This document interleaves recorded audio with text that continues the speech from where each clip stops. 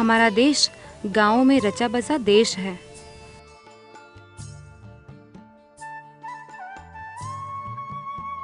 प्रकृति ने हमें खेत, खलिहान, पेड़, पौधे, नदी, पर्वत इतना कुछ दिया है। समस्त देश में रासायनिक खाद और कीटनाशक डालकर जो पैदावार हो रही है, उससे होने वाले नुकसान के सामने आज कुछ किसान सजीव कृषि, जैविक कृषि कर रहे हैं।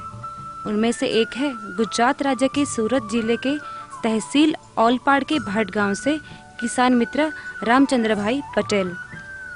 पानी और उर्वरता से संपन्न इस गांव ओलपाड़ में दांडी यात्रा के दौरान महात्मा गांधी ने एक रात्रि निवास किया था। आज यही ओलपाड़ का भट गांव रामचंद्र भाई के नाम से भी जाना जाता है। ओलपाड़ का यह गांव बड़ा संपन्न है। साफ सफाई और अच्छे रख रखाव वाला गांव किसानों की समृद्धि का प्रतीक है। जहां गांव के कई किसानों ने रसायन युक्त खाद अपनाकर कृषि की है, रामचंद्र भाई ने अपने परिवार की संपूर्ण सहमति से और सहयोग से जैविक कृषि का काम शुरू किया है। जैविक कृषि करने में संपूर्ण परिवार का समर्थन और सहयोग होना अनिवार्य है और रामचंद्र भाई को यह सहयोग बड़ी आसानी से मिला है। सुबह सवेरे ही रामचंद्र भाई अपने खेत में पहुंच जाते हैं। अपनी 20 एकड़ जमीन में पिछले 10 साल से वे जैविक कृषि कर रहे हैं। शुरू में जैविक कृषि से उत्पादन उतना नहीं मिलता था, पर धीरे धीरे उत्पादन और मुनाफा दोनों बढ़ता गया।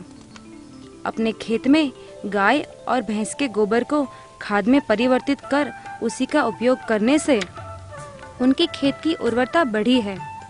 गोबर की खाद और नीम के पत्ते से बने कीटनाशक उत्पादन को कतई नुकसान नहीं पहुंचाते। अमरूद की खेती में व्यस्त रहते रामचंद्र जी और उनके सहयोगी अमरूद लगते ही उसका फूल तोड़ लेते हैं, जिससे कीड़ा अंदर जाने की संभावना नहीं रहती। अमरूद को पॉलीथीन बैग में बांधकर उसे पक्षियों से बचाया जाता है। ये फल अपने आप में बड़ा आश्चर्य इसलिए है क्योंकि कद में इतने बड़े होने के बावजूद भी ये अमरूद अपना स्वाद और सुगंध बरकरार रखे हुए हैं। रामचंद्र भाई ने खुद अमरूद बेचने तथा उसका जूस बेचने का तय किया और अपने माल की कीमत खुद तय करते हैं तथा राहगीरों को रुकना ही पड़े और जूस पिए बिना तथा फल लिए बगैर जा न सके, ऐसी अनिवार्यता उन्होंने बना ली है। रामचंद्र भाई अमरूद के अलावा हल्दी, गन्ना और यूकेलिप्टस की खेती भी करते हैं। जमीन की उर्वरता बढ़ाने के उनके अपने अलग ही उपाय हैं। केंचुए की खाद डालने के अलावा वे जमीन पर से सूखे पत्ते और घास फूस नहीं हटाते हैं।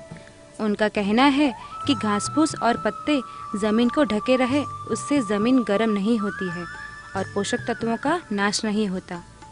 सिर्फ 2.5 एकड़ की अमरूद की खेती से ही उनका पूरा 16 लाख का मुनाफा है।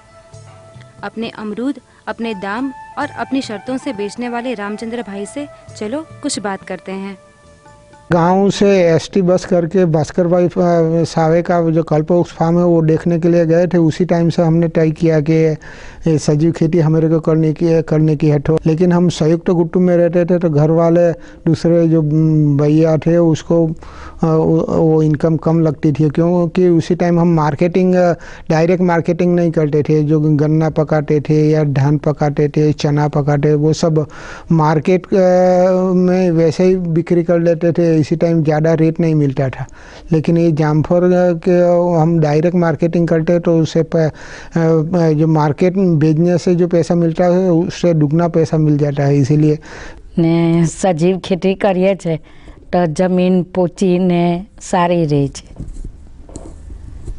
हमें सजीव खेती करवा માંડ્યા એટલે અમારા છોકરાઓ પણ સજીવ ખેતીમાં જોડાયા અને એ લોકોને બી સજીવ ખેતીનો ઇન્ટરેસ્ટ વધ્યો ને સારી રીતના કરે છે।